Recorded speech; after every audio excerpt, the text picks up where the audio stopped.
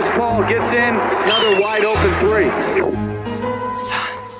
Pierre Cardin. Defers to Booker for the long-range jumper. Phoenix. Phoenix Suns, and you know we up next. Yeah, we working for that championship ring. We the Valley, it ain't nothing but a thing. Phoenix. Phoenix Suns, and you know we up next. Yeah, we working for that championship ring. We the Valley, it ain't nothing but a thing. Chris Paul bring a dinner with the dish. D-Book on the corner with the swish. We the Valley, hating with the dump. Posterizing, now the crowd getting pumped. We the best, I ain't talking about Cali. Who's next? Never winning in the Valley. Can't wait for that championship rally. Send them home, send them back to Cali.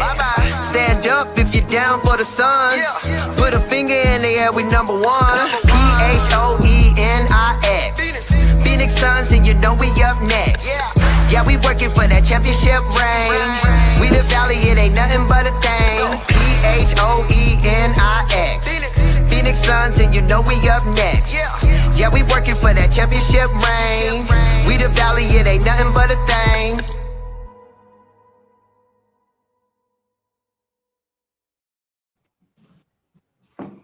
Welcome everybody to episode 10 of the Offseason Aussie Suns Fans podcast. I am your host, Gavin. We have Boyd with us. Boyd, how you going? Oh, he's just gone black, completely black. How you going, buddy? In a hotel room from Cairns. Going good, mate. Going good. On the iPhone studio, getting calls coming in, hanging up. It's fucking up my feed, but it's all good. Very good, Hamo. Back for another week, mate. How you going? Yeah, going really good. Thanks, guys. Glad to be back, and looking forward. Good to have And of Nate course, back too. after a hiatus of several weeks, months, years, whatever it's been, all I know is we've missed you. Nate, welcome back, my man. Thanks, buddy. Thanks, guys. It has been a little bit, and I think, as I said to you, I don't know exactly how much value I can add to this because I've been completely disconnected from basketball for about 2 months now. So let's see how this goes. I don't think it's any different to what you normally fucking dish up, to be brutally honest. That's for you, Gav. Well, we got Nate there in a singlet and sipping on his beer on a beautiful Sunday afternoon, or whatever fucking afternoon it is. Monday afternoon up in Singapore. We got Boyd up in Cairns, t-shirt on, beautiful. Even Hamo's got rocking a t-shirt with just a little bit of under tonight. And I'm sitting in Melbourne where it's fucking 4 degrees and freezing in my shed. So It ain't too warm here, cuz. Get stuffed, pricks. First of all, welcome along, everyone. While you're here, the guys that are here, anybody else, if you're watching on the YouTube page, like now, comment, subscribe, do all that sort of shit. And if you haven't done that yet, fuck you. We don't like you anymore. Because we ask every week, and guys, we're getting heaps of views and stuff now. So we need your support to make sure the message keeps getting out there, and we can keep giving this great Australian content that we do. We'll kick off straight into our first segment. We're going to have a quick look at the Central Division. We'll try and get through this quicker than what we got through the division last week, but we did have a guest for it. So let's plug in. Central Division, we have Detroit. Inns, Jaden Ivey, Jalen Duran, both from the draft. Buddy Boheim on a two-way. Nerlens Noel and Alec Burks in a trade with the New York Knicks. And they basically just traded out some draft capital, so no real losses yet. Indiana, Benedict Mathurin in from the draft. Andrew Nembhard, a free agent. Obviously, no DeAndre Ayton on that list, so eat a fat one, Indiana. We have 0 outs. Well, they did have some outs, but I think they were two-way guys, but they're not listed on the page. That's how important they were. Chicago, Inns, Andre Drummond, free agency. Dalen Terry, free agency. Javon Freeman, Liberty, free agency. Justin Lewis, free agency. And Goran Dragic, free agency. Cleveland, Inns, Isaiah Mobley on a two-way. Ochai Agbaji in the draft, but then he was traded. Robin Lopez, free agency, and of course Donovan Mitchell from Utah. Their outs are that rookie that I said before. I'm not going to say his name again. Fuck that. Colin Sexton and Lauri Markkanen all went to Utah. And our final team is Milwaukee. AJ Green in on a two-way Marjon Beauchamp in the draft. And they waived Ray John Tucker and Luka Vildoza. Let's kick it off with... We won't put Nate straight under the pressure here. Let's go with you, Boyd. All right, which team are we looking at first? Detroit. Yeah, I just read out the team's names, mate. You're supposed to go through the whole lot. Or we can start with Detroit. Yeah, well, let's start. We've got to do predictions, one by one. don't we? Yeah, let's go. Detroit first. Go. Detroit, 23 wins last year. I see it being again a lot more emphasis on Cade in his second season. I think he's going to. It's going to be, of course, it's going to be his team, but it'll be very centric around him. They'll rise and fall with whatever he decides to put out this season. They'll be hoping for a leap. I don't think he's all that. I think they get the 30 wins, so it's a 7-win increase, and they will. They won't even make the play-in, if you ask me. How about? Yeah, look, there's some interesting names on the team, but I really don't see him doing too much. I've got him down as 12th in the East. Really not seeing a great deal from him, but there are a couple of names there that might be able to hit that 35 mark instead of Boyd's 30, maybe. But yeah, I'm not expecting much. Nate, your first test, mate. What's Detroit going to do this year? Well, Detroit, I think the answer is sweet fuck all. I mean, they've got nothing sitting on the roster. They've added 2 guys that are yet to prove anything. So it's Cade Cunningham, 2 rookies, and Isaiah Stewart and Sadiq Bey. What a team. Fuck yeah. All the way. So how many wins you reckon, mate? Mate, I honestly think 15 is going to be a stretch. I think. They had 23. So you've got them finishing on the bottom, mate, and going back. I have them and the Pacers fighting for a spoon, and you look at the Pacers roster, and at least they've got 3 quality starters. Detroit don't.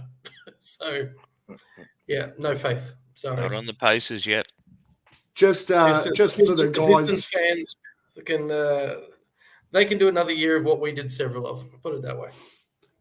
Fair enough. The guys in the chat, please throw your comments in on where you think each of these sides will finish, how many wins they'll get.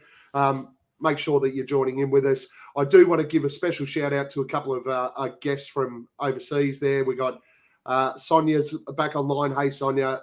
Justin, obviously, one of our favourites and regularly guest. So welcome into the chat. And Richie's in here again, and Erin and Staff and all the guys. They're back. We've got highest ever late for Justin too. Highest ever online that we've ever had. So that's great stuff. Unreal, guys. Keep it up. So I actually think that the Pistons will go okay. I think both of their draft picks, okay is a stretch, but both of their draft picks, Jaden Ivey in particular, but Jaden Ivey and Jalen Duren are going to be very, very good NBA players. It is, I think that that'll be their first year. They're both rookies. I think you reckon they're going to be great NBA players in their first year? No, overall. I'm not saying no first year. It'll take them a little. I think Jaden Ivey has the potential to have the impact that Ja Morant had on Memphis, but it took him a couple of seasons to do that. I actually think he's that good. He's going to be that good.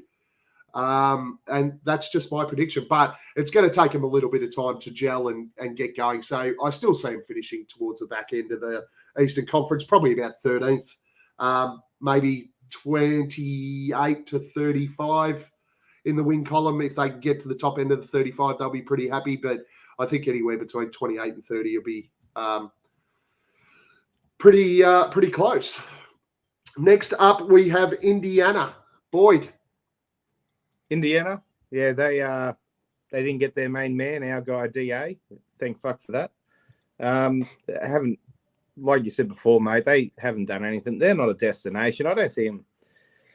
Unfortunately, I don't see things changing for Indiana for some time unless they bottom out and get fucking Big Wemby. Yeah, I just what are that? 25 wins last year, and I've got them around about that 30 win mark as well. Similar to Detroit, but actually I'll put them down to 25 wins. So there's just fucking nothing there. To Halliburton, yeah, okay, but I really feel he needs a couple of running dogs, and I'm not saying superstars, but I feel like he's got potential, but he just needs someone to help him along. Otherwise, he's gonna flame out there, unfortunately. Hey, mate. Look, similar once again to Detroit, man. They got a solid roster, but nah, man, I'm just not feeling what they got. Like, it just, I don't know. So I got them at 14th, with, yeah, I don't know, about 28 wins, maybe. Yeah, not a great deal. Well, I kind of touched on that. I was comparing the wooden spooners in my view for this the division, Pistons versus Pacers. I actually think Tyrese Halliburton probably take more of a leap. He's probably got a lot more ownership on the team this year since they've gutted it and didn't land a star. Miles Turner's going to end up going somewhere, surely. They're not just going to hold on to him. I reckon they might tear it all down and just flame out. But they still don't look as bad on paper as the Pistons. What are they going to tear down? Let's be honest. I mean, they've got, and Boyd mentioned him, Tyrese Halliburton. He's got a lot of upside. He's going to be a fucking good player, but that's as good as he's going to get. He's going to be a good player in the NBA. He's not going to be a superstar, and he's not going to be able to carry a fucking squad.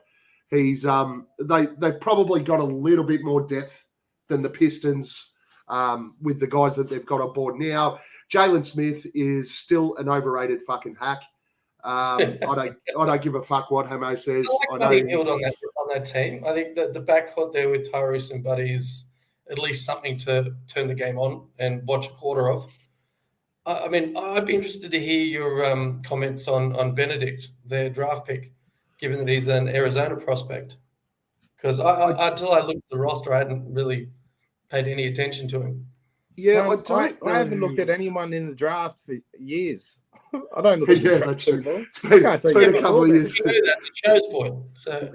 Been a couple of years since we've had to give a fuck about the draft. So no, I don't know much about Benedict. Maybe a couple of our Arizona natives there in the chat might be able to give us a bit of background on what Benedict is like or what he does, but I don't know much about it. I think they're just going to be pretty much similar to last year. They're going to finish towards the back end of the Eastern Conference as a whole. Possibly, what have I got them finishing at? I've got them finishing in 12th, so just ahead of the Pistons. You know, maybe 2 or 3 wins more. They're 2 years away from being 2 years away. Dragon Bender. That sounds fucking familiar. So Ash believes that Boyd is James Jones in disguise. Fuck the draft. Explains the lack of hat. It's it speaks to my intellect, doesn't it?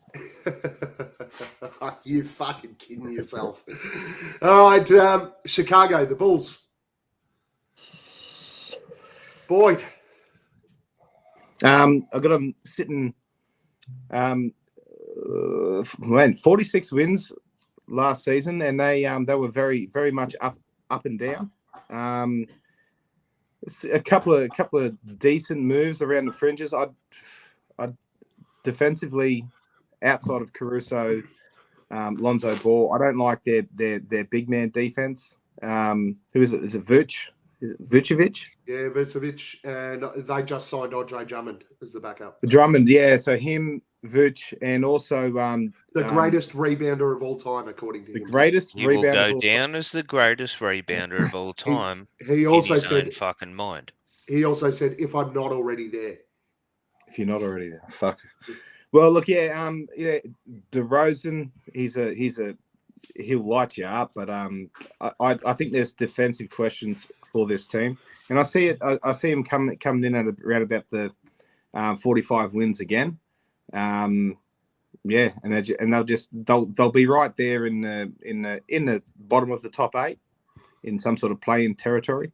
But yeah, that's all I got for them. Hey, mate.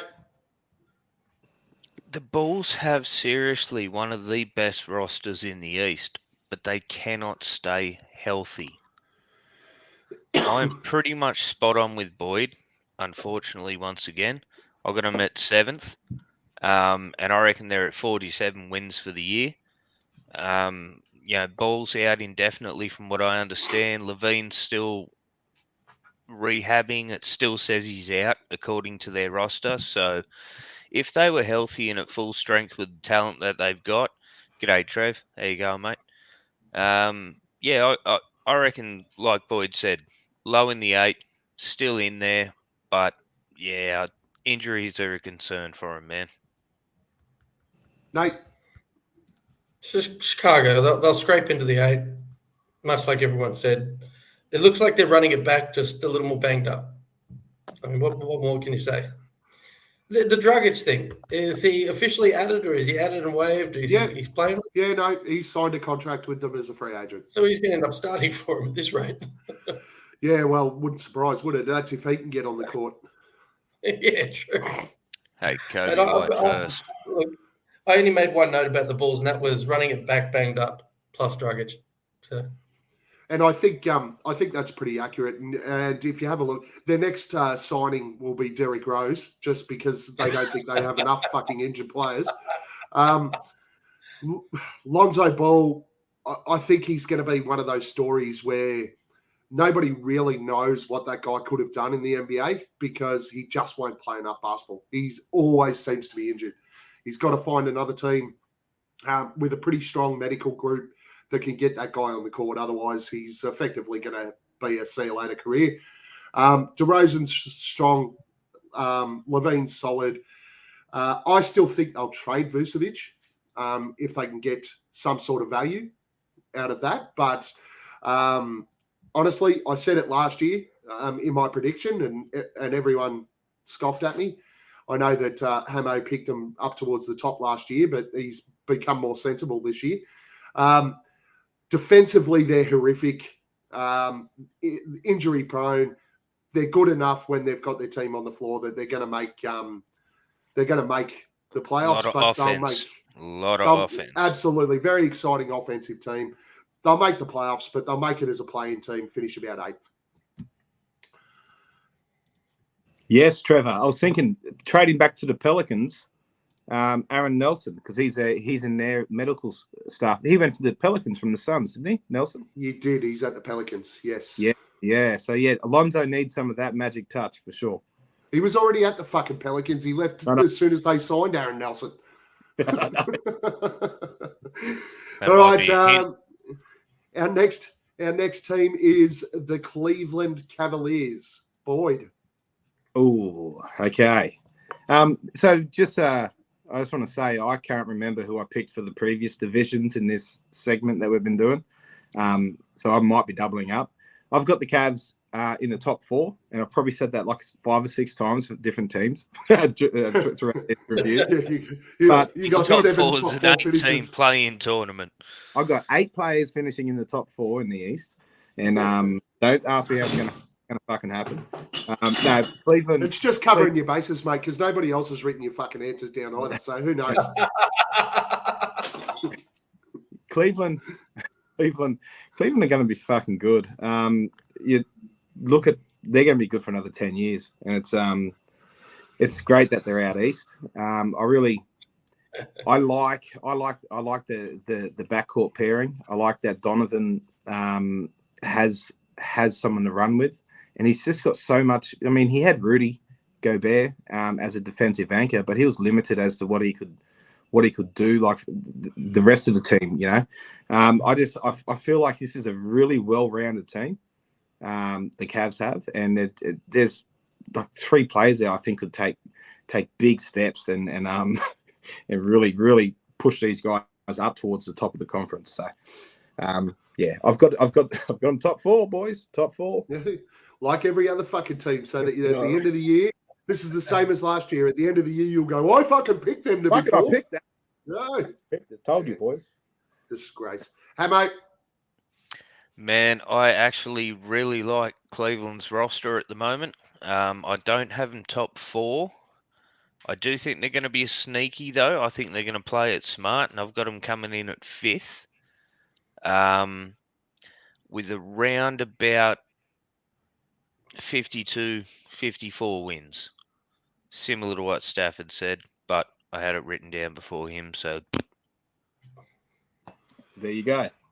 Just before you go, Nate, those that are online, try to stick around because we're going to have some fun with the random Suns and stuff like that. I know this isn't really Suns related, but we're trying to push through as quick as we can. 2 teams to go. Nate, Cavs. Well, mate, as I think you're in the same boat as me. Last year when playing our fantasy league, we had Eric Mobley in there, and he just tearing it up, adding the stats all year long. So the Cavs became a fun team to watch with the youth and Darius Garland coming through, and then Garland, Mitchell, Mobley, and Allen. You're starting 5. That is a fun lineup, and it's going to be fun to watch. Forget the Mitchell hate, but that is going to be a fun team to watch. The only problem is they play in Cleveland, but. I haven't picked wins tallied from them, but I see them finishing around the 6 mark. I think they'll be solid into the playoffs, but I don't think they'll get a home court advantage for some reason. Just gut feeling. I have them finishing 5th. They are this year's Chicago Bulls. They will be extended and spread on the floor. They'll struggle defensively, but they're going to be a hell of a lot of fun to watch on the offensive end. I love Mobley. I think he's going to be. I think he's going to be this year's Chicago Bulls or this year's Charlotte Hornets. No, Chicago Bulls. They're better than Charlotte Hornets. Charlotte Hornets never get into the playoffs. Where I think but they were fun. Into the playoffs. They were definitely fun. They were fun. Yeah, they absolutely were. But now they've lost Miles Bridges because he wants to bash people. So I think probably 40 to 44, 45 wins for the Cavs. I've seen that Trev mentioned it before where he thinks that the Cavs will start off slow, but it'll be a tough out in the playoffs. I agree with that. But like mostly top level stuff here, Donovan Mitchell's a bitch. People think he's like fucking Devin Booker and he's nowhere near it. The Cavs aren't going to be that good. I think they'll struggle. So I don't think they'll struggle because they'll finish 5th and play playoffs. So that's a bit rough. But I don't think they're a championship contender. Not just yet anyway. Give Mobley another year or 2 and who knows. It will be fun watching Donovan up against Kyrie with that whole I used to be the Cav, I delivered the championship to the Cavs. Donovan Mitchell's like, I'm the big dog now. Whoa. We all know who the real guard that was delivered the championship to the Cleveland Cavaliers, man. It was Matthew Dellavedova and no one else. King Delly, okay? That's it. Forget about Kyrie. Jesus Christ. We'll give that because he's an Aussie. But he was good in that fucking playoffs. So let's be honest. He was great against Steph Curry because he was trying to break his leg. Perfect. Last but not least, everyone's perennial favourite from the East, a side that I fucking hate with a passion because they took everything away from me. The Milwaukee Bucks. Boyd. Milwaukee fade a little bit this season, I feel. They're still going to be... That was tied up to the Middleton injury, though, let's be honest. No. It's this upcoming season, I think they will fade. Oh, you think they'll fade and drop That's what off I'm this year, predicting. Yeah, right. and the reason being is that they've got a few vets there who are all getting a little bit older, but also it's a very, very, and it's always been a very Giannis centric team. And here's the thing: the other teams in the NBA are now building their teams to beat an Eastern Conference Giannis in the finals. So they did it everyone did it with the Lakers when they had to combat the LeBron and AD pairing after 2020. And now teams are now ready for this. Now it's not a sneak up. It's not. People are building their squads to put big bodies on that guy. People who are switchable and can handle him to some extent. But yeah, I just think Drew Holiday's getting a little bit older. So is Middleton. Both still class players, but they're just going to lose that extra step that they probably had last season. And yeah, I think that they fade. They'll still be top 4, guys. They'll still be top 4. Of course they will, Boyd. Hamo.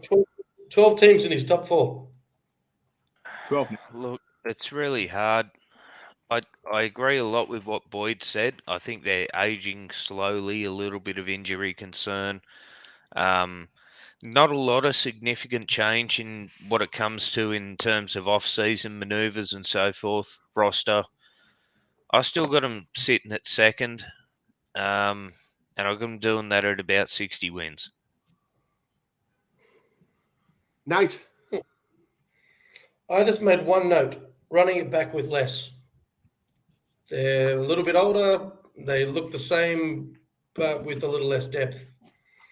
I think they're going to get a little more exploited on their second unit than we're used to seeing. I think Grayson Allen's not going to carry that second unit, especially if he ends up starting at some point. Oh, unless he runs around fucking like ripping blokes' legs out from underneath them, and there's always that possibility. He'll just try shoelaces and injure his way back to the top. Giannis is always going to be Giannis, but what Boyd said's right. Everyone's caught onto that fact, and they're making certain moves to acquire extra pieces and stack up extra fouls to spend on him, basically. I wonder if that's going to help the Warriors in the end of things, but anyway, that might be for next week.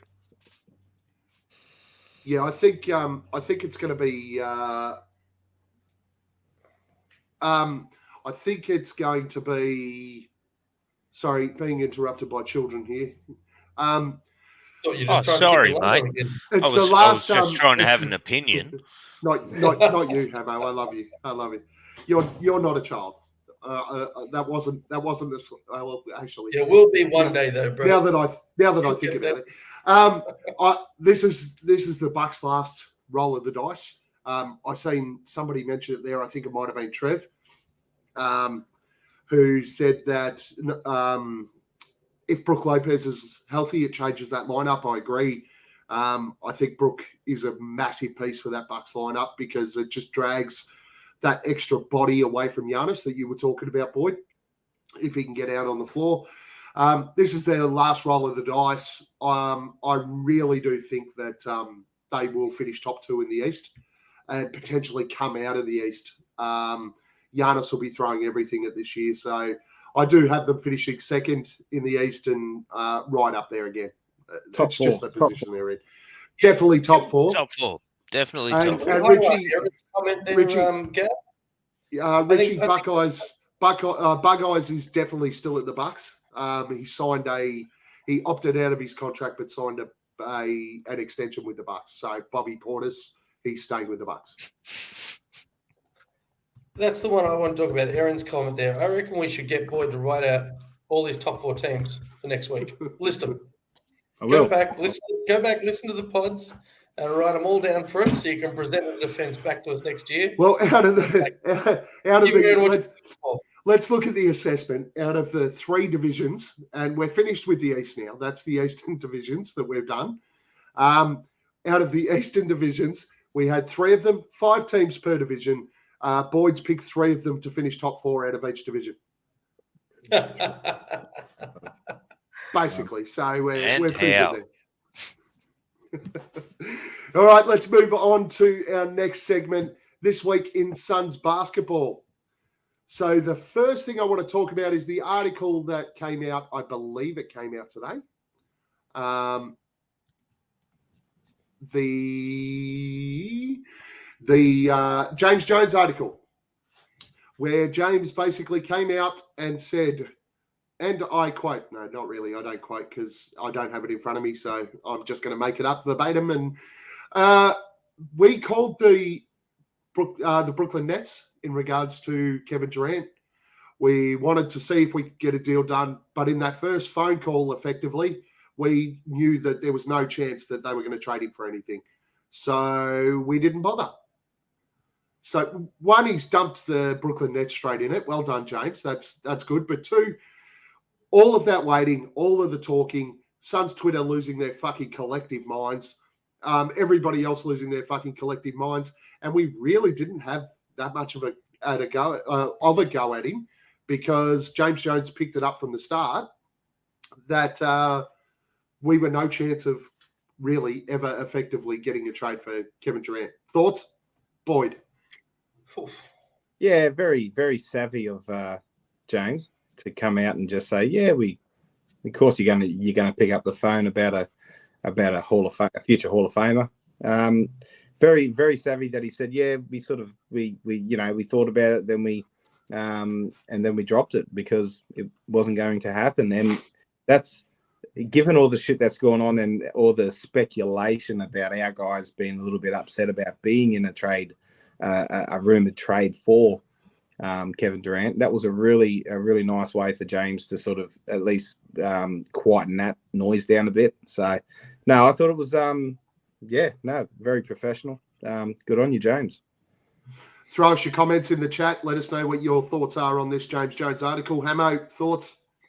Look, it's really, really hard to say from the outside in. James Jones seems like a very genuine, a very honest kind of person, but he's a businessman. I was just looking up the article that I saw that you're referring to, and it said, quoted here, Brooklyn wanted to keep Kevin Durant. Went on to say they talked with the Nets about the trades.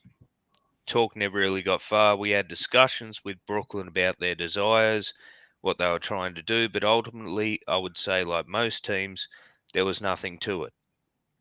Now, one or two ways to look at that: absolute truth or subterfuge. There's some mayo in it. Of course there is. You've got to play the fucking game. Undermine the Nets. Undermine, like Kevin Durant sits back now and says, like, what, they were never really going to trade me? They were just entertaining my ass? Hell yeah, man. Stir some shit up. I love you, James Jones. And of course, there's Sean Marks was throwing mayo out everywhere during the entire first few weeks until it all settled down. So good to see James Jones strike strip back. Clubs before he went out with James Harden before they traded him. Nate, thoughts? Right, if you're going to pull your dick out and throw it on the dinner table, there's going to be repercussions, right? So KD did it. He pulled it out. He put it on the table. He named where he wanted to go. And, okay, let's see what happens. So the spiral of shit. There's lots of waves, lots of ripples, few hurt egos, sack your manager, sack your coach, suck the general managers, whatever. Guess what? There's other general managers as well that got affected by the news. So who wants to sit there and get egg on their face? So I reckon there's a little bit of damage control from James there as a response to the dinner table. Yeah, of course. So I think James certainly had to settle the waters because obviously Suns Twitter, we all know what Suns Twitter is like. They went to basically as soon as the KD shit come out, they went to the wall and everyone on Suns Twitter went, we're running it back. This team's shithouse. We can't do anything. If we run it back, we're no good. Everyone forgets that we won 64 games and COVID beat us in the final. Reality is, all James Jones does there is settle the fan base locally and throw a bit of shade back Sean Marks' way, which is good. That's a good thing. So well done there. Before you move on, Gav, you just made a comment that everyone forgets we won 64 games last year. Yep. I was just in a Grab this afternoon, which is the same as Uber in Singapore, and the guy was on the way to a sports store because I want to buy a new basketball. I'm glad you did qualify that before you go on, because you Call it and Grab. the word grab. Imagine it was got a reach around in Singapore. Anyway, but the Grab driver, Uber driver, whatever you want to call it, he actually asked me about basketball. He said, "Who's your favorite team?" I told him the Phoenix Suns. What the fuck I said? He said, "Oh, they didn't do so well. Not so good anymore." I'm like, you know what? Just drive me to the sports shop, buddy. I'm not even going to engage in I hope speculation anymore. you only gave him one fucking star. He did lose one. Yeah. Yes, good. Sonia, is it still a possibility to get KD in a trade in January? It's still a possibility to get KD in a trade tomorrow. Just because they came out and said he's staying now and we're going to run it back doesn't mean they still can't trade him. I think it just killed the noise a little bit, and that might have even come from KD's manager. He might still be in there. Not this year, man. We may not, but the question was, is there a possibility? There's absolutely still a possibility that can happen. And in correct. January, yes, when Ayton becomes available again, there's every chance that could potentially happen. Honestly, it's going to depend on where the Nets sit. It's going to depend on where we sit. If the Nets are fucking tanking out, Ayton has a tantrum again and doesn't get up with the team. He's got a water under the bridge. He's got to repair. Exactly right. He's got rights for 12 months as well, guys. So yeah, he does. He does. But if he's if the shit's hit the fan, he's got his coin now. I don't think he's going to say no to a trade. Yeah, true. Especially if he causes a problem. Touch wood, ain't going to happen. Well, yeah, I don't think. I'm with you, boy. I don't think it'll happen, because I think we're going to come out. We're going to play like we did last year. We're going to be positioned really, really well come trade deadline in January, or trade deadline at All-Star weekend. I think that's in March. Even though it becomes available then, I think everything will settle down. That'll be fine. But KD still might be jumping up and down, kicking chairs over, saying he wants to get the fuck out. So there's every chance that it can happen, yes. 2K23 was released with Devin Booker on the cover. Number one, did you buy it? Number two, are you playing it? What do you got for us? Let's go Hamo first. Let's go with Hamo first. I haven't got it yet. I'm hoping to get it this week. But yeah, everything I'm seeing of it looks really good, man. I don't see a lot of the usual complaining that I see, other than 2K ratings. But yeah, I mean, it's always worth a shot, and especially with the extra bundle this year with the league pass. I can't remember the exact details. I'm sure you do, Gab. But the how you get like 12 months worth of basic league pass if you buy the gold edition or some shit. Yeah, you you basically get league pass with the championship edition, which is a massive, massive discount. Effectively, I got $70 off league pass. $70 off league pass and got NBA 2K for free. There you go. Yeah, I did the pre-order for the championship edition. I made sure first the hotel internet was going to work with my PS5. When I knew it would, I went down and asked them what's the download limit. They didn't know what a download limit was. I thought this is a good sign. So I bought it. And then I downloaded it that night. So it was sitting on the PS5 ready to roll as soon as 2K Day came around. And as soon as 2K Day came around, I'm in Vietnam with work.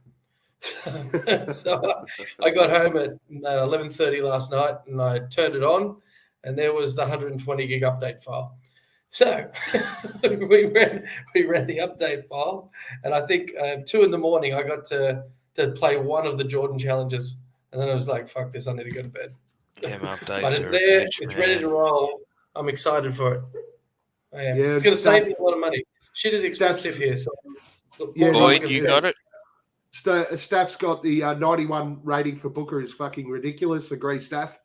And Justin, while we're talking, is sitting there playing 2K. So he obviously does not want to watch Boyd, which is fair. Boyd, you got it? You're playing? It was a podcast before it was a video pod. Yes, mate. I bought it. I bought the cheap version because I'm a fucking poor 1,000 kids. So I got the cheap version with Booker on it. And That's all. That's There's all well and good. nothing cheap with Devin Booker on it, man. I got. I've started my career with a point guard for the Suns. I'm sixth man, of course. I think you start off like that, and also what I'm enjoying doing is running through some simulation in what's it called, My League, where I first thing I do is I start an expansion team, and then I try and trade for Suns players to find out what they think they're worth, and then I run one of the historic drafts with 1987 with KJ and David Robinson and I think Scotty as well. But then I just I built a fucking a dynasty of Suns greats, and then anyway, it's fun. It's good fun. Love it. Aaron, please pull your head in.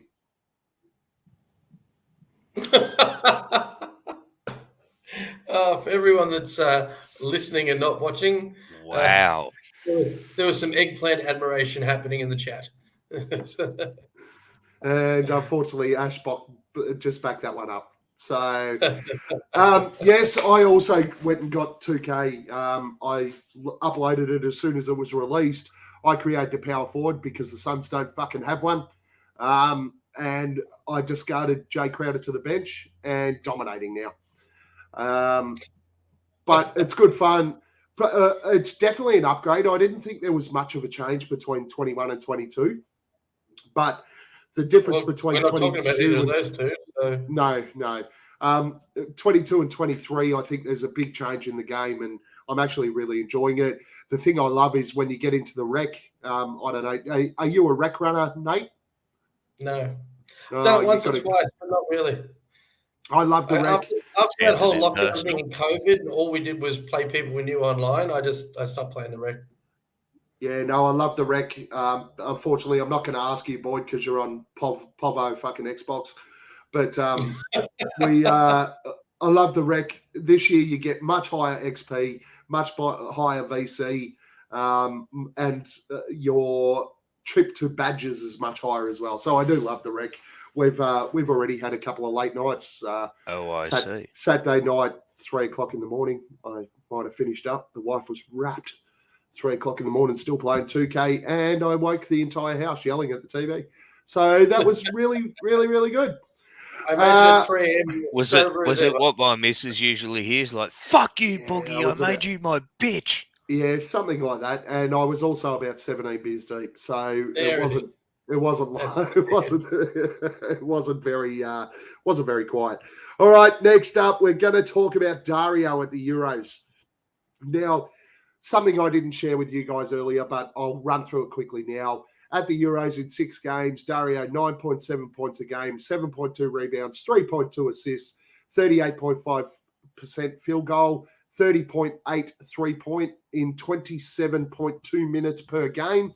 They were knocked out today, as we lose Nate. They were knocked out today yesterday by Finland, and Lauri Markkanen scored 44 points and just fucking ran amok. I know you guys have seen a few of the stat lines and highlights and everything like that. Dario being out for so long, did it excite you guys to see Dario going out there? And he played okay and solid basketball for the Euros. Hamo, what was your thoughts? Man, honestly, like we spoke about his weight loss last week, how good he's looking in shape. I think we're seeing Dario in the early stages of Saric beast mode. You know what I mean? Like, I think this is the fire he needs. He's going to go over there, work out some kinks, come back over to the States, work with the Suns, and really start working towards being the best Dario that he can be. Because since he come back, man, from what I've seen, he has not skipped a beat, not at all. And if I get this right, because I know Dario listens, Tissy Chovyek, Dario. You don't have to tick any boxes there either, Gav. It's all sweet. Okay.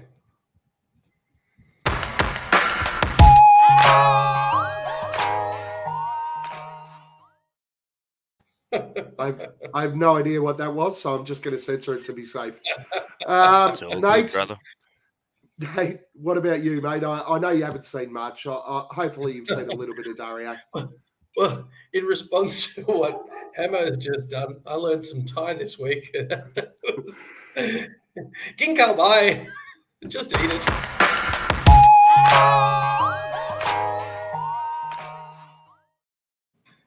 I Yeah, definitely anyway, was. I definitely was not fast enough on that. I was not fast enough. Dario, Nate, give us Yeah, no, something. Is that like the Thai Shut up, Nike Hammer! slogan? We don't want to hear it. Look, I'm excited because we didn't trade him, so he better be fucking good. That's pretty much all it comes down to. We haven't seen him for so freaking long that it's good to hear good news, or just news that's not like shit. All we've looked at him is what's his trade value? What can we stick him in a deal for? So it'd be great if he comes back and he's worth more than his value to us. Boyd. Yeah, so look, I obviously I wanted him to dominate. I wanted him to shoot a bit better, I think. But looking at his overall lines for that campaign, he's rebounding significantly better than what he usually does, which is a good sign. His shooting has dropped off a bit, but that EuroLeague, from what I'm to believe, it's a very perimeter centric game. That perimeter defense is something to be sort of, it's not to be scoffed at. So the fact that his shooting percentages aren't quite there, hopefully, isn't a big red flag. Look, again, he's just going to be in that second unit, and hopefully he's knocked some rust off over there, and he's a contributor. And like everyone keeps saying, he unlocks campaign. Yes, we have had a few of those comments. Yes. Hang on. What good is he doing unlocking campaign if you've got... Oh, sorry. I'm thinking Cam Johnson in the starting lineup. It's all right. Campaign does need some unlocking. Serious unlocking. Definitely does need some unlocking.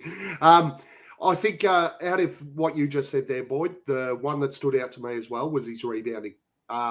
It's something that we missed last year. I brought it up repeatedly, and it fucking killed us in the playoffs like I predicted, even though Boyd fucking sprayed me every week for bringing it up. Oh, yeah. The rebounding lost that game 7. You fucking dickhead. Rebounding lost a lot of fucking games game 7. Playoffs, and that was it. The right. Pels fucking destroyed us on the boards and almost fucking beat us. And then Dwight Powell was fucking destroying us on the boards. Dwight fucking Powell. Shut up, Boyd. You make me so mad. Rebounding, great to see. He is going to be, campaign, the only evidence we have is campaign is better when Saric is on the floor. Let's hope that actually comes true, because campaign was fucking terrible last season. We'll move on. Here's more than likely it was terrible last week too. We just don't know. Yeah. Well, I saw him on Instagram, mate. He didn't look terrible. He was enjoying life. We'll move on to everyone's new favourite segment. Has everyone got a pen and pad and all that sort of stuff? It is Random Suns time. I'm going to play a video. Shit. It has 4 Phoenix Suns players in it. Those 4 Phoenix Suns, you have 4 seconds per photo. Try and guess who they are, and then we'll run around the table. Hamo, I have tried to throw an easy one in for you this week, so you can at least get one. No, not a chance. Don't worry, I'm off at the moment too, Hamo. Are we ready, gents? Let's go.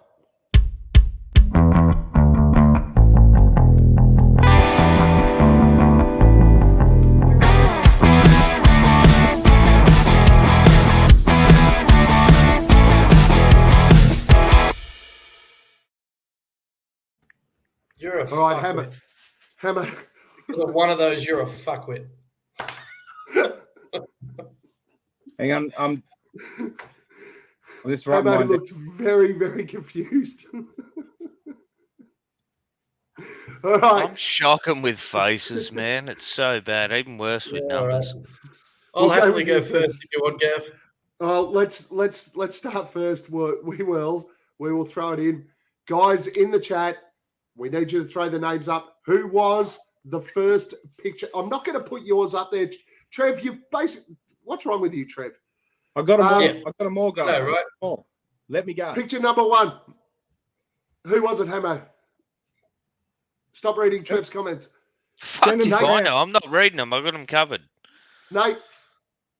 Mate, I didn't have the first one. I wrote Stephen down and then I put an X through it. So, no, I missed the first one. And Boyd? It was Shannon Brown. Shannon Brown is correct. Number 2? The next 3 were Hello. easier. I I didn't made get the a next great. 3 easy. I don't know. It was either. I think it was Jamal Crawford, wasn't it? No, incorrect. Well, I mean, maybe his Nate. younger illegitimate child, but Nate, number 2. It's got to be Archie Goodwin. And Boyd? Yes, Archie yes. Goodwin it was. And number 3? Earlobes. The lope. Lope Yeah, hairs. one of the Lopi. Boyd? Robin Lopez. It was Thank Robin you, Trev, Lopez. for the eye. And number 4, Hamo? Michael Beasley. Yeah, you read Trev's. Nate? Refer to my I first did not. comment. out I of got it the, covered. I got that shit covered. No, I can't show you.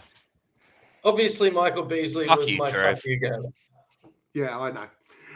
And 'Cause Boyd? I got one. Yay. Yeah, it was the pot smoking Michael Beasley. Yes, it was. Well played, gents. Tattoo Well played. covered. Gangster And motherfucker. as Stafford said, Staff's got some harsh words. all 4 of them were fuckheads. All right, let's. Saint. Hey, I liked He Archie. was, what was he? He was DJ Light, wasn't he? Yeah, pretty much. Yeah, it was Was exciting if you got out on a fast break. Tiger Moth mode. It was, He was far better on a fast break. He was exciting to watch. Okay, we're going to go into everyone's next favourite segment. Now, we did have a few thumbs up, thumbs down thrown, so I had to do some shaving and changing and all that sort of stuff. But we got a group of questions here. We got what 1, 2, 3, 4, 5. Nate, because you're back, yep, I know. you got me covered. Beautiful. Yep. Because Boyd's fucking useless at it. Yeah, I noticed that actually. And, still watched him back when I wasn't around. And, Ouch. Hamo, you butchered it too, bro. That one chance you had. Yeah, fucking yeah. hell. One go, fucking tore it apart. Just Why no do you good. give me a chance at anything, man? I'm surprised I'm invited back every week. Fuck no. All right, question. Oh, wait, we're waiting for Ridiculous. Boyd. He's had to go and get a drink. See, at least I pretended my internet dropped out when I went to get my bottle of bourbon. Would that possibly be? I Buffalo saw the Trace. that was happening. God love international travel. Okay. Just a quick one here. Jayana, who are you talking to there? Who pre-planned the uniform? Is it Hamo? Sorry for the guys listening on. Yeah, that was the Audio most exciting platforms. 30 seconds of the pod right there. Next. First question. The fact that the Suns front office didn't sell the farm to trade for a big name proves they're more interested in building culture. Hamo. Thumbs up. Nate. I'm thumbs up. Boyd. Thumbs up. And I am also thumbs up. That's Jock boring. Landale will go down as the greatest Aussie to ever play for the Suns. Hamo. Thumbs up, Jock. Nate. Love me some Jock Edge. I'm going to support it. Boyd. Thumbs down. And I am also a thumbs down. The Suns and Cameron Johnson will agree to a contract extension before the season starts. Ooh, interesting. Hamo, you're up first. Hamo. bro. Thumbs down. Nate. I'm going to go up. Boyd. Thumbs down. I am also a thumbs up. Right. Devin Booker will surpass Kobe Bryant on the all-time shooting guard list by the time he retires. Oh, Hammer. There's no point asking Boyd. Thumbs down. Wow. Me, I'm a lover, right? I'm going to go thumbs up. Boyd. Thumbs up. I am also a thumbs down. Right. Because That'll if we be fun. remember last year, I wanted to trade him. The new franchise, because it hasn't been announced yet, but the new franchise based in Vegas will overtake all other rivalries that the Suns currently have, e.g. the Lakers, Spurs, and Mavs. Hammer. I don't think it could take over the rivalry straight away, so I'm going to be a thumbs down. Thank you for Nate. explaining it. Thumbs down. Thumbs up. Boyd. Thumbs up. I am also a thumbs up. Well, you're a fuckwit. All right, let's go back to the start. The fact that the Suns front office didn't sell the farm to trade for a big name proves they're more interested in building culture. I believe we're all thumbs up there, yes? We're all unanimous. Anyone want to make any comment? I just think that James Jones and Monty and whatever input Robert Sava had in keeping the team together just proved the fact that, you know, we're not willing to throw it all away for a name. You know what I mean? Keep building with the core that we got, as long as the guys are willing to stick to the plan and stick with the team. And, you know, I hate using the word process, but you know what I mean? Like process, but yeah, just stick with it. We don't need Kevin Durant. We've almost got there twice. Well, let's We not don't get ahead need- of ourselves there, Hammer. It wasn't about whether or not we'd still go for Kevin Durant. It was about whether or not we sell the farm to get him regardless of our future. Kevin I Durant, don't think- whoever it is, man. No, I'm pretty Sure. happy that we held on to it. Okay, Nate, no comments? No, I'm not going to say anything further. I'll swear. Boyd? No, I think it's fairly clear that we've made a stability, a culture move by keeping the squad together and not selling the farm. So yeah, carry on. I'm going to flip-flop here. We would have sold the fuck out of the farm if the Nets were willing to talk about it. Oh, nice opinion, dickhead. Yeah, it's simple. I We was would have really sold the fuck out of the disgusted. farm. Beautiful. No. No. I should have thumbs downed it. I should have thumbs downed it at the start, but we we wouldn't have would have sold sold the fuck out of the farm No. if it meant bringing Kevin Durant here and the Nets were willing to talk about it. But we'll never know, will we? Question Maybe 2. Jock Landale will go down as the greatest Aussie to ever play for the Suns. So we had 2 ups, 2 downs. Do the ups or downs want to crack in first here? Let's. I'll go. Yeah, me and Hammer were both up on this one. So. All right, you two can go first then. Yeah, who the fuck else is better? Well, hang on a minute. He hasn't even played a minute for the Suns yet. So at this point, every other Aussie to ever play for the team is already better, What? technically speaking. One. Well, Baines and Luke Longley.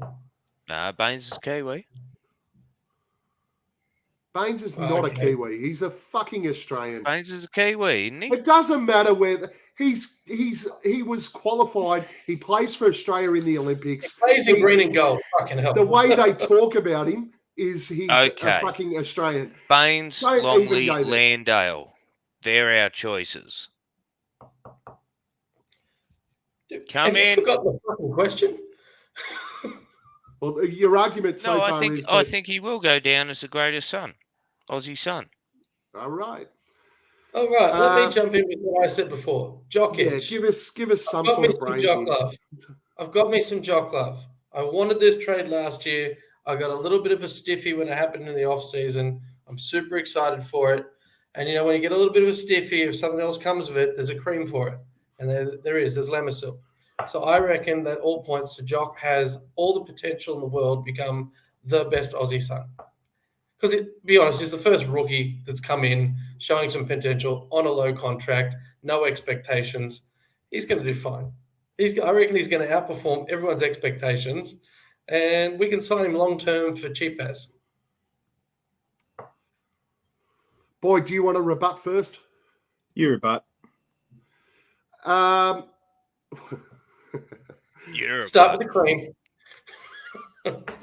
Aaron Baines is the greatest son of all time. He played a meaningful role as a backup centre in a side that was effectively the linchpin for the turnaround in what we're doing.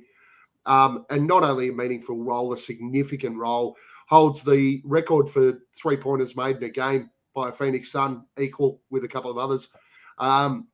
He played significant minutes. Jock Landale's going to play backup minutes at best for the Phoenix Suns and probably will be there for another, maybe this year and the year after.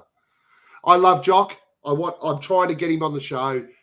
Jock, I do love you, but you've got a long way. And I really, really do hope that Jock does surpass those guys because we need to move forward, not backwards. But I just can't see that he's going to. Yeah. Jock's not in my fucking good graces right now, as we all know. He's Did he block you as well? No, he probably will though one day. Yeah, it's not far off.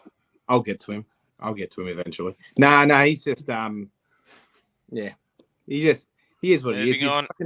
He was a rookie. He was a rookie for the Spurs last season. So I'm not I hope he does really well, and I hope he does become the best son of all time. But Gav, for once, is right.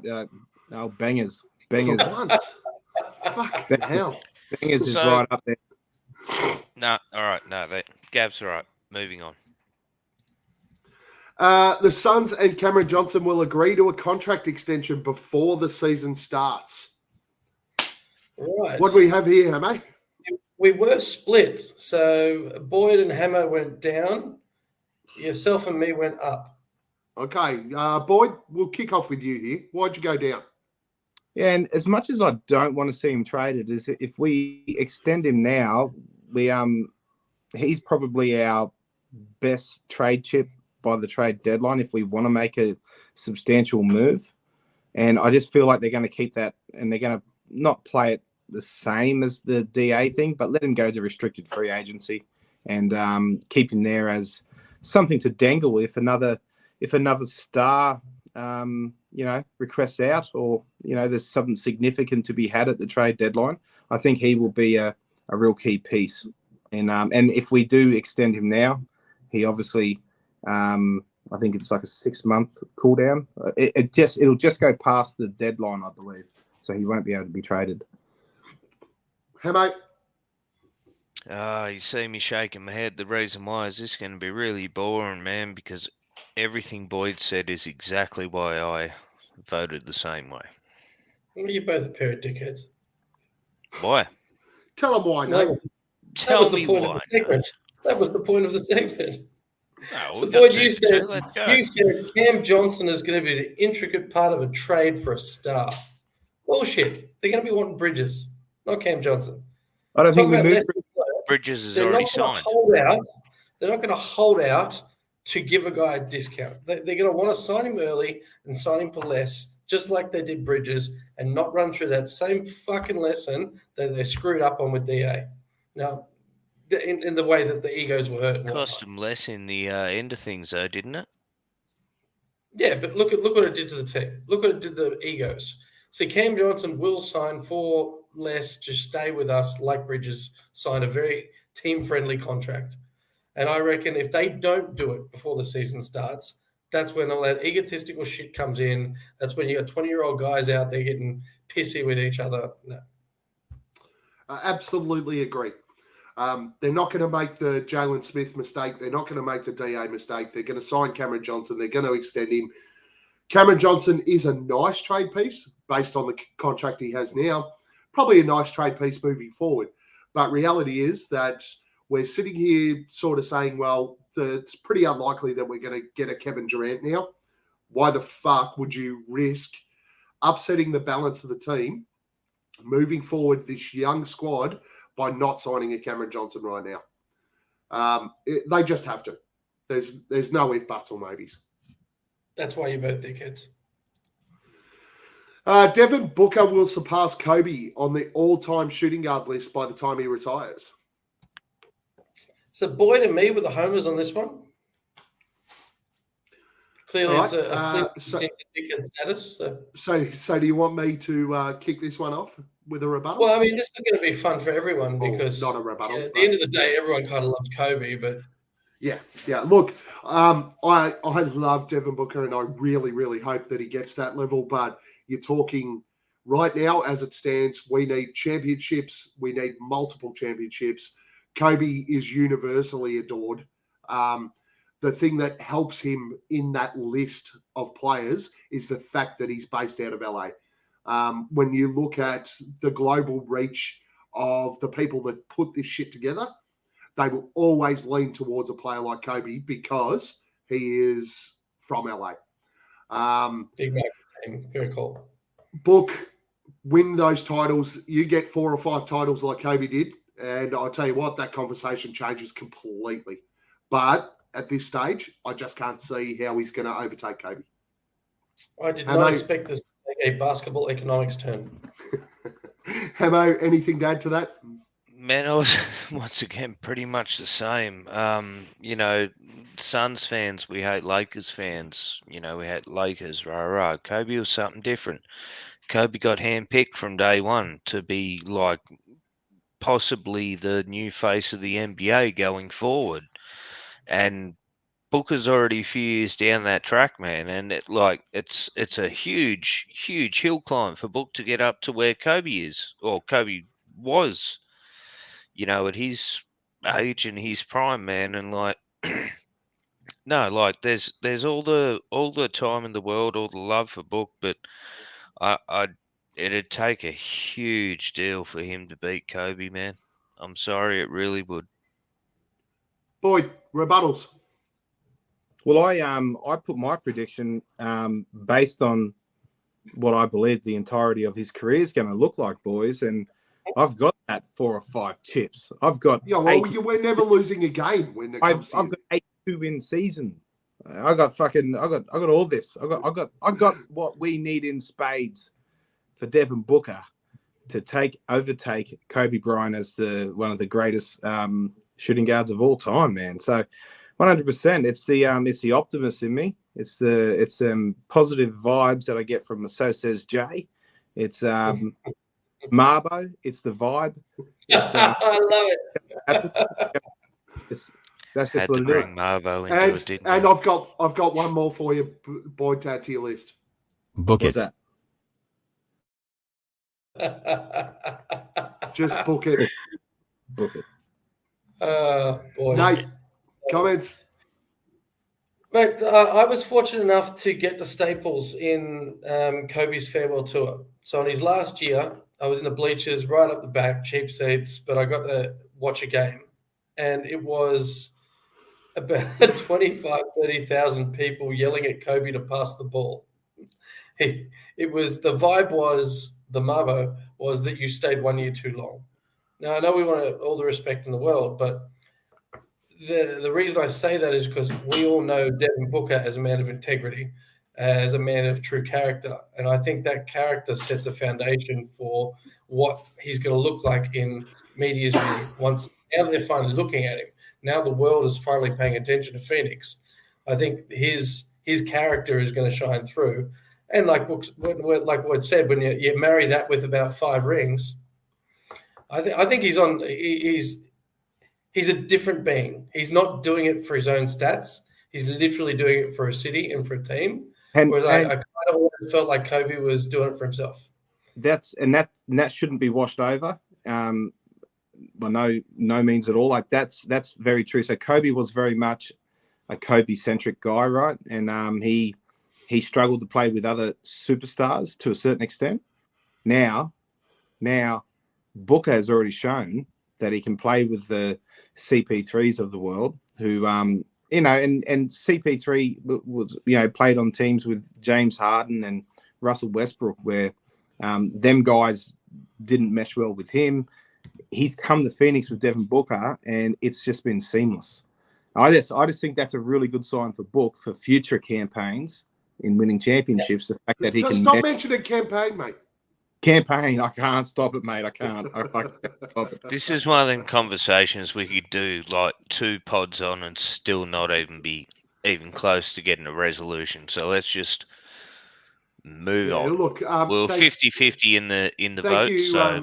Thank you, Nate, for bringing some common sense back to this fucking pod, because usually it's just Boyd going doopy doopy doopy doopy. Appreciate the feedback, sir. The franchise based in Vegas will overtake all other rivalries the Suns have. So me and Hammer went down, and you and Boyd decided that Vegas extension is going to take over all rivalries. How do you want to manage that one? Who wants to shoot off at the hip first? The How the hell are you going to beat the rivalry with the Lakers?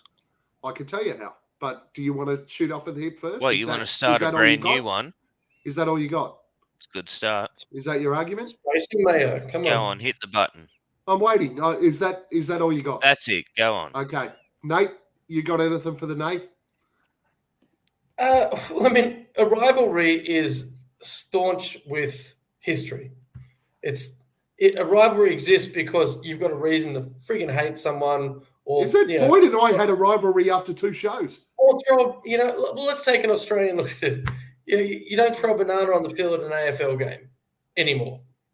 You can't do that anymore. But there's a reason you used to, right? There's a rivalry. There's a history. It was done way back when. You can't just launch a team and say, because they're the new kid on the block, they're now the rivalry.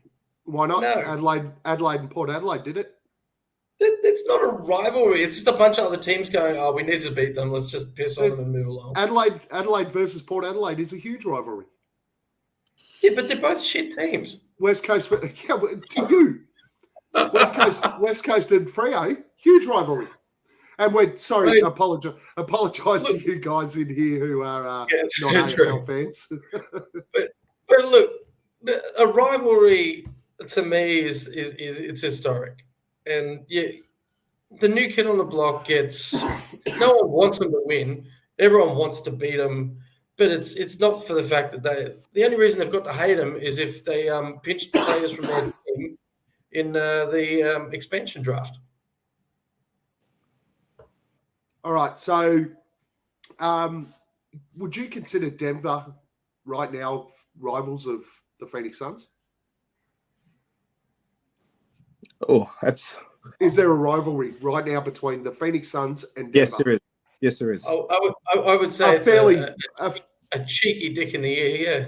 Yeah, and that happened over one final series. Where's the history? Well, it's still in the history. At least they've played a game.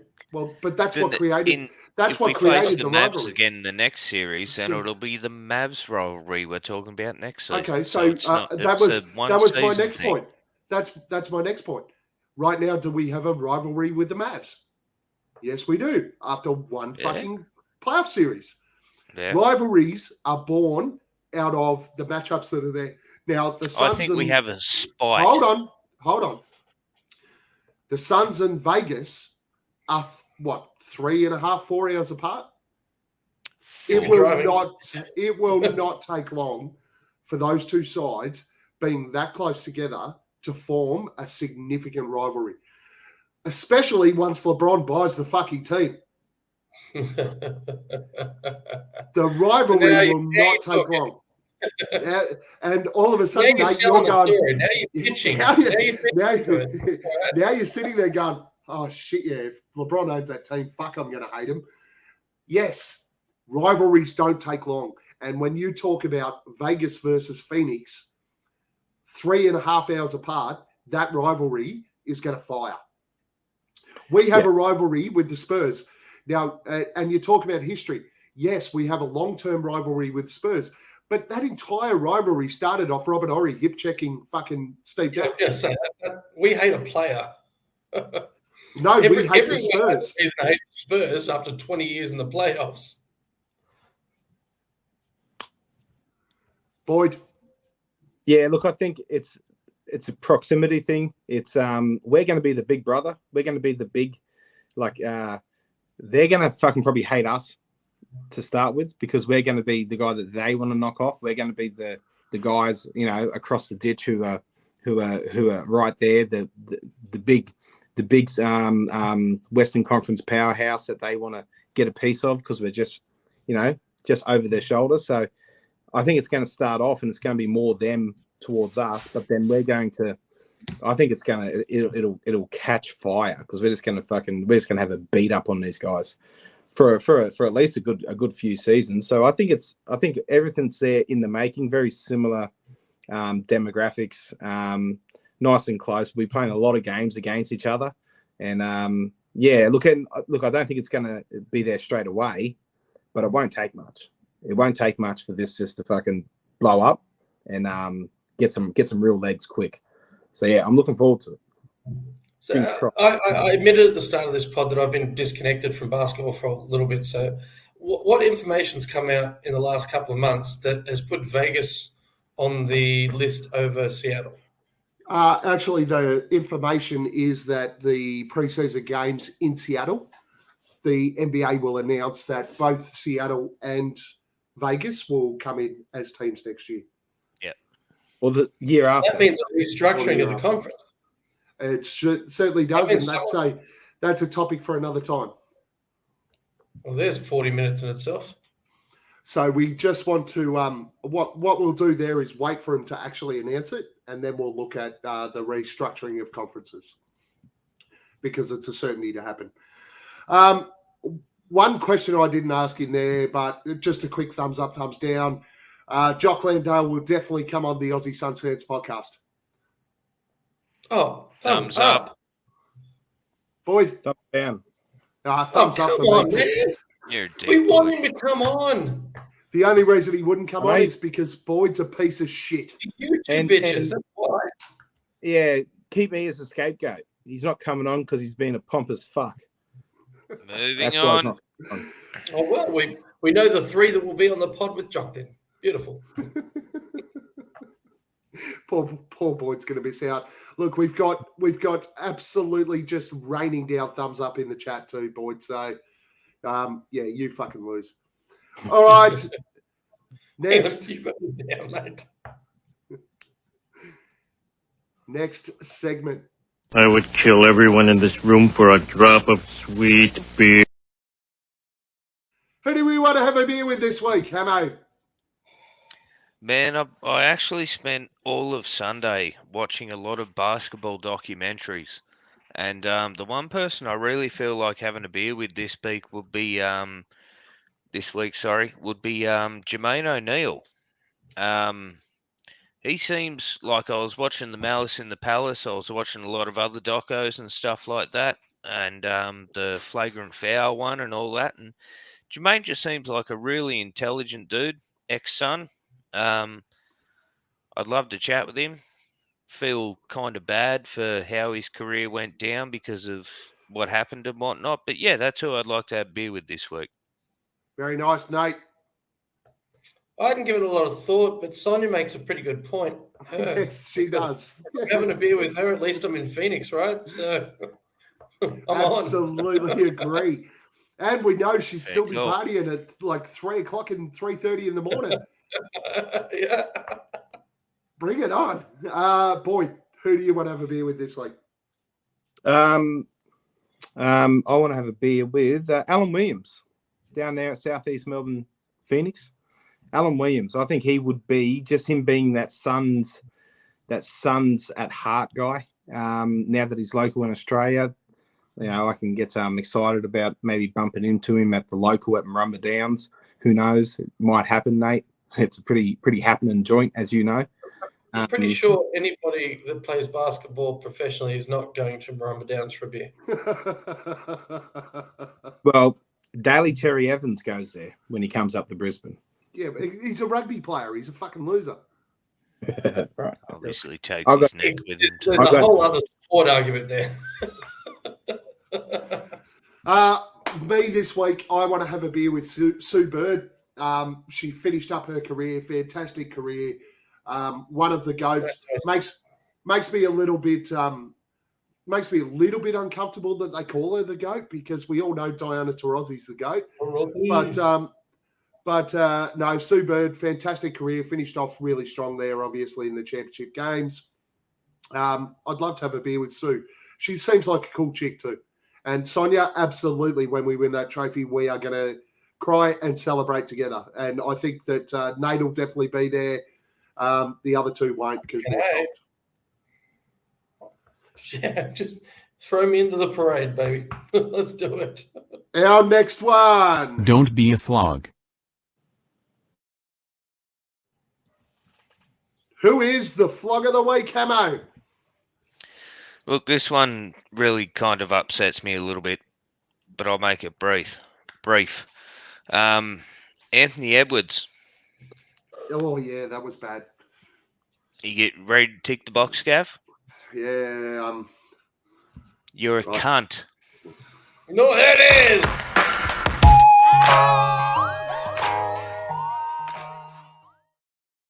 Oh, what a shame I missed it. You want to drive by some people out there in 2022 living their own life, doing their own thing. You want to be homophobic, and you want to record it and send it to your 1.2 million Instagram followers. You're an absolute fuckwit.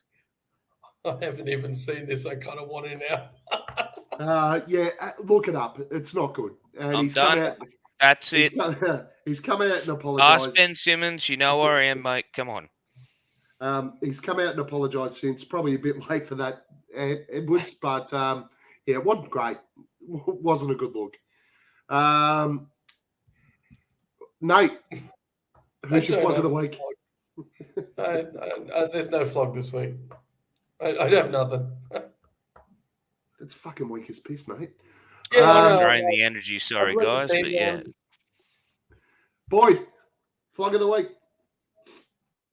It's the Cardinals GM, isn't it? Yeah, Steve Keim. Keim. I don't know how to. Whatever the fuck. Yeah, he's been copping a bit of flack. And look, I don't really follow the NFL. I like the Cardinals, but because it's a Phoenix team. But yeah, no, they apparently. I was just watching all this shit about him today.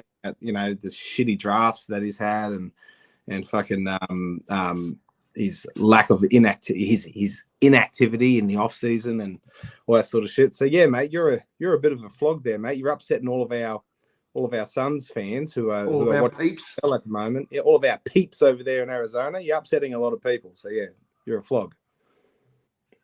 Yeah, the Cards were fucking ordinary in the first game. Unfortunately, I watched that this morning and wasted my time getting up early to watch it. So disappointing, Arizona Cardinals. Step up. We want to see some fucking much better.